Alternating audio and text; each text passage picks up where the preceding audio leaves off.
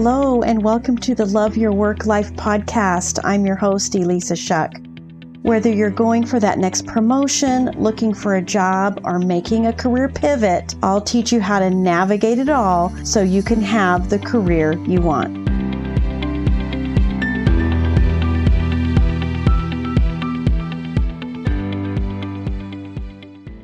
Hey, welcome to Love Your Work Life, episode 92. This week is the third installment of my series, Principles to Work By, and today I want to talk to you about Wabi-sabi. This is probably my favorite of the three principles so far because I think I just naturally gravitate to wabi-sabi. And so once I get into explaining it, you may find that you already have attracted or integrated some of these principles into your life. And if you haven't, doing this is going to be so helpful to how you approach your career, your life, all of the things, okay?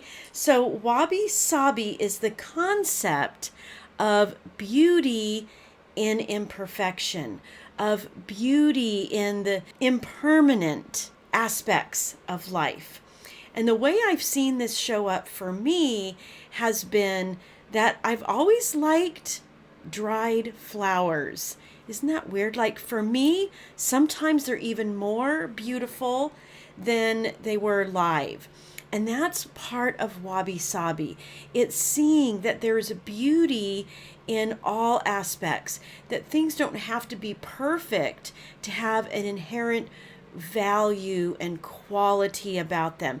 Now, isn't that just awesome that we as humans could apply that to ourselves? But before we get started on the idea of beauty in the imperfect and in the transient and the things that are coming and going all the time, let's talk about the opposite that plagues so many of us, and that is perfectionism.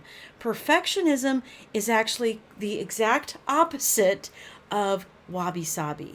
And it's important to address this in ourselves because perfectionism kills. It really does. It robs you of the opportunities that you have in front of you. Because if you are challenged by perfectionism like I have been, then what you oftentimes do is you don't pursue things or you give up too quickly because it's not perfect. And this just takes away so many opportunities for you to really value and appreciate the process, as well as have some really good accomplishments, really get things done the way you want to, really influence your life in a way that you wouldn't any other way. A couple of notes that I took. Perfectionism is a lie your brain tells you, and oftentimes it's a symptom of fear of failure, a symptom of fear of rejection. Procrastination is often something that accompanies perfectionism because if you can't do it perfectly, then you're constantly putting it off. Maybe you are getting all your ducks in a row or doing the things that your brain is telling you are required in order to achieve the perfect result that you're after, but you don't have to be perfect. Sticking to what you know instead of pushing yourself and giving yourself stretch goals could also be something associated with perfectionism. If you are constantly doing things that you already are good at, that you can already achieve some element of perfection, then the danger of that is that you're not stretching, you're not expanding, you're not creating in the way that we're really wired to do as human beings. Another thing is control. And this idea that you have to be correct, that being wrong is a dangerous thing. And maybe you have some things in your past. Maybe you have upbringing or other areas where being wrong had some really negative consequences for you. I totally understand that. And that's why this idea of wabi-sabi and bringing it into your life and your work is so important. This wanting to be correct all the time and wanting to have control over everything is not humanly possible. And all it does is hold you back. All it does is create more cognitive dissonance because the things that you want seem unachievable because you can't control, or you have this idea that you might try something and it doesn't work, which means you're wrong. And you know what? All it means is it didn't work. And that's totally fine. Things that don't work, failures, rejections, are just information. It's not a reflection on you. It's not a judgment on you. And so I want you to start thinking of these things differently, and wabi-sabi is going to help. One of the things that really gave me an aha moment when it came to perfectionism is when I read the book The Artist's Way by Julia Cameron. One of the things she brought up, one of the exercises in the book was, what would you try to do if you knew you didn't have to do it perfectly? Perfect is off the table. What could you give yourself permission to try? What now newfound freedom do you possibly have? Because you can try something and it doesn't have to be perfect. That was so enlightening to me. That was such a great opportunity to try new things, to explore and to experiment. And when it comes to your work life, you've heard me say this before. The things that you're drawn to, the things that you're attracted to, oftentimes are clues that it's an innate strength, that maybe it's not a fully developed strength, but it's something that would come so natural to you that developing it would probably be at an accelerated pace, and it would certainly give you a lot of joy and happiness. But if you, at the outset, think it has to be perfect and that you have to control every outcome about that thing, then you won't even try. So I suggest that by giving yourself permission to try these new things, even the idea that it's something you try and then decide to let go. So wabi-sabi. It can be impermanent. It can be an exploration.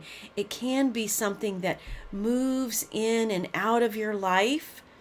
Scenery that's coming and going, and that in and of itself is a beautiful thing. Whatever you do, whether it's perfect or not, whether you stick with it in the sense of, hey, this is something I want to continue to develop, or you tried it, but this isn't for me, it's okay, because you have gained some value out of that experience. That is the essence of wabi-sabi. So good. Here's another couple of thoughts for you. If it's never good enough and you never try it, then that little thing that's nagging at you, that's calling to you, is always going to be out there somewhere. I don't want you having a whole bunch of out there somewhere things. It's like being on a treadmill.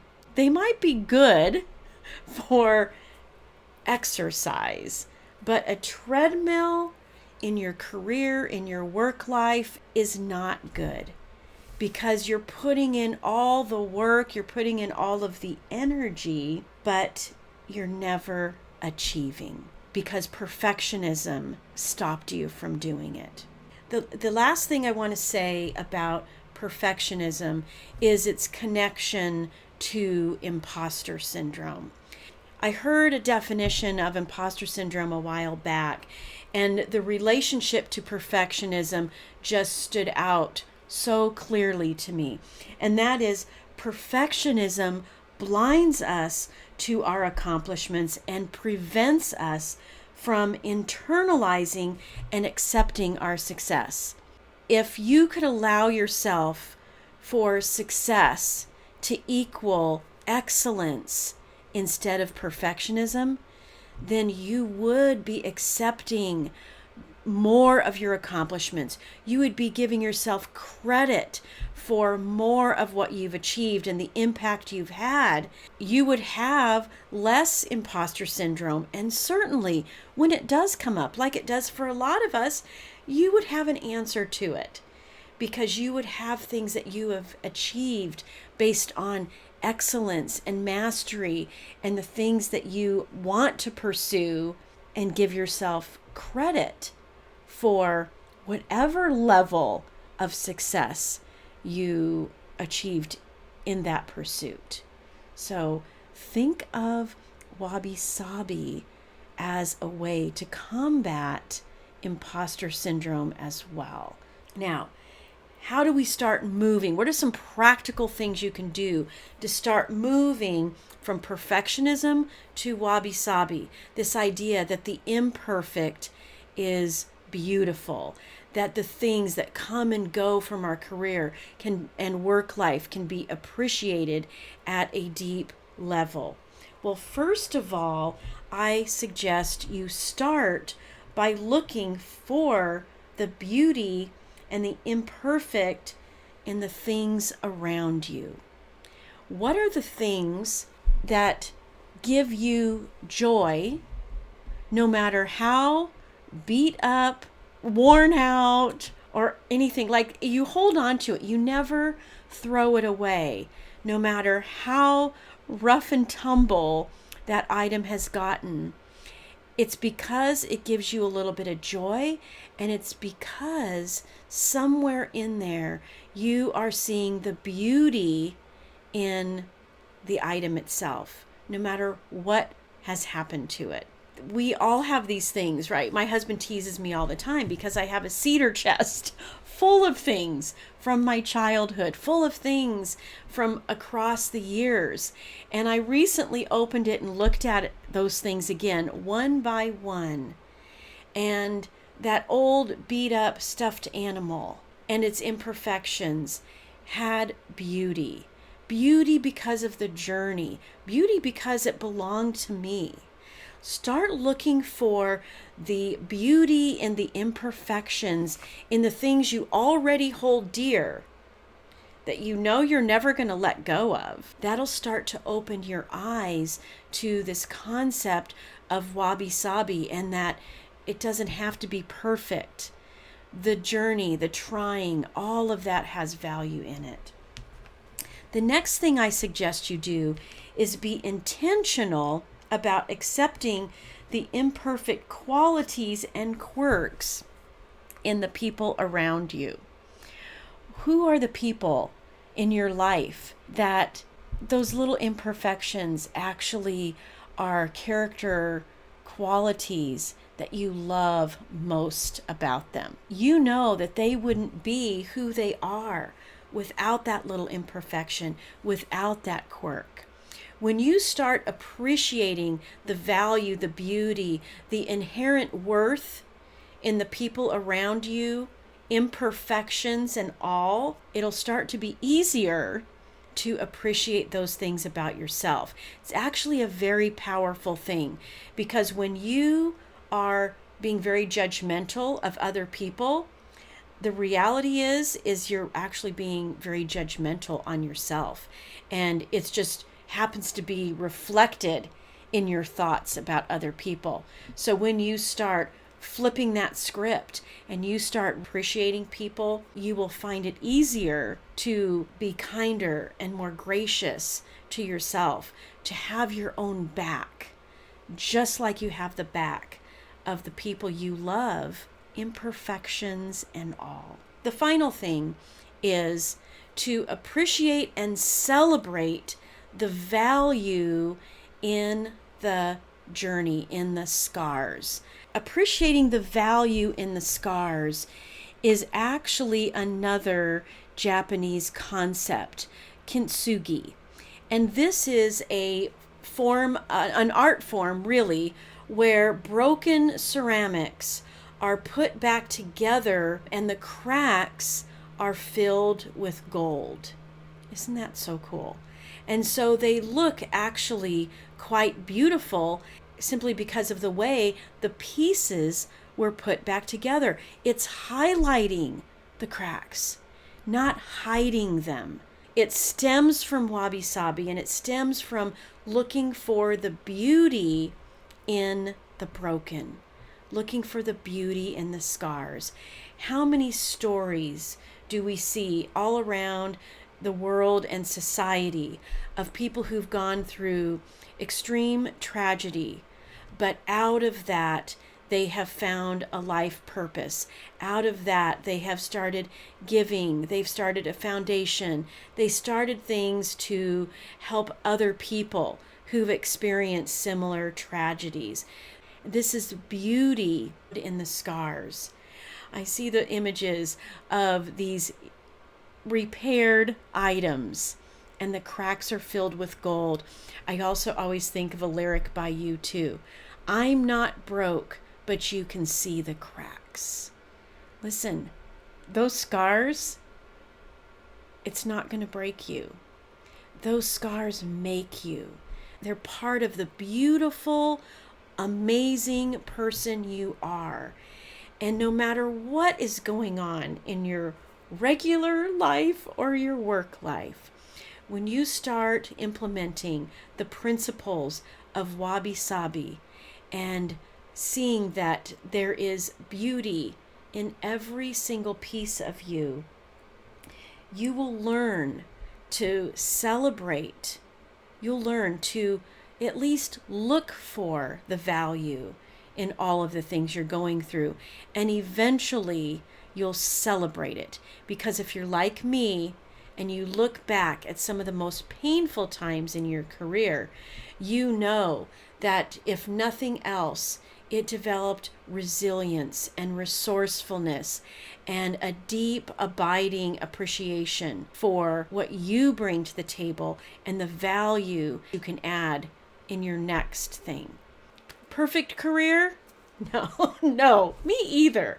But when you make wabi-sabi a principle to work by, you will realize that there is beauty that you never would have experienced had you not gone through those imperfect moments and situations. All right, my friends, until next time. If you like this podcast, I invite you to visit the Love Your Work Life website at elissashuck-careercoach.com. On the site, you'll find all the information you need to work with me one-on-one, as well as get access to my courses, Job Search Field Guide, and The Art of Stellar Interviews. I can't wait to help. I look forward to seeing you there.